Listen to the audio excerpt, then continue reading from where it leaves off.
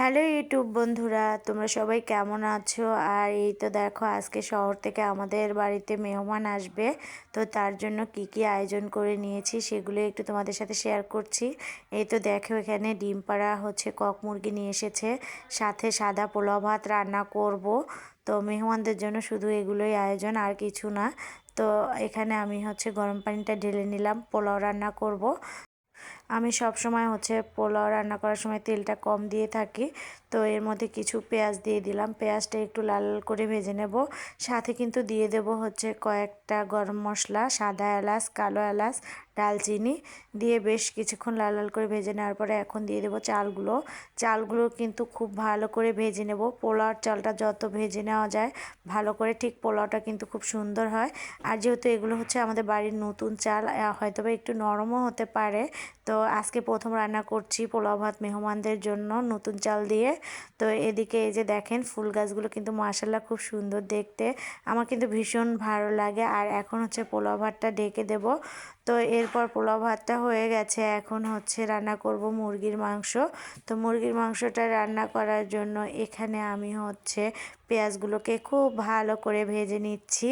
আর পেঁয়াজটা ভাজা হয়ে গেলে আমি দিয়ে দেবো একটু হালকা করে পানি। এরপরে দিয়ে দেবো আদা, রসুন বাটা, জিরে বাটা, গরম মশলা বাটা, মরিচ বাটা একসঙ্গে মিক্সড করে। এরপর দিয়ে দিচ্ছি হলুদের গুঁড়া, লবণ। তো এভাবে কিন্তু আমি মুরগির মাংসটা কষিয়ে রান্না করি, আমি কখনো হাতে মাখিয়ে রান্না করিনি। তো যেহেতু মেহমানরা খাবে, একটু তো ভালো করে রান্না করতেই হবে, আর মেহমান বলে কথা। তো এখন দিয়ে দিচ্ছি মুরগির মাংসগুলো, মশলাগুলো খুব ভালো করে কষিয়ে নিয়েছি। তো আমার পাশে আপনারা যারা আছেন তাদেরকে অসংখ্য ধন্যবাদ। সবাই একটু আমার ভিডিওগুলো দেখার ফুল চেষ্টা করবেন। আমি এখন থেকে খুব ছোট ছোট করে ভিডিও আপলোড করব, আপনাদের সাথে শেয়ার করব। অবশ্যই ফুল ভিডিওটি ওয়াচ করে দেখবেন এবং লাইক কমেন্ট শেয়ার করে পাশে থাকবেন। আর যদি ভীষণ ভালো লেগে থাকে তাহলে অবশ্যই চ্যানেলটি সাবস্ক্রাইব করে পাশে থাকবেন। তো মুরগির মাংসগুলো কিন্তু আমি এই মশলায় খুব ভালো করে কষিয়ে নিচ্ছিলাম। তো যত কষাবেন তরকারি কিন্তু ঠিক ততটাই মজা।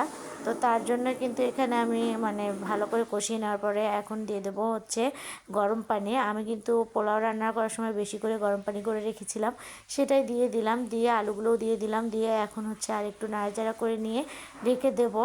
তো ঢেকে দেওয়ার পর তো কিছুক্ষণ ওয়েট করতেই হবে।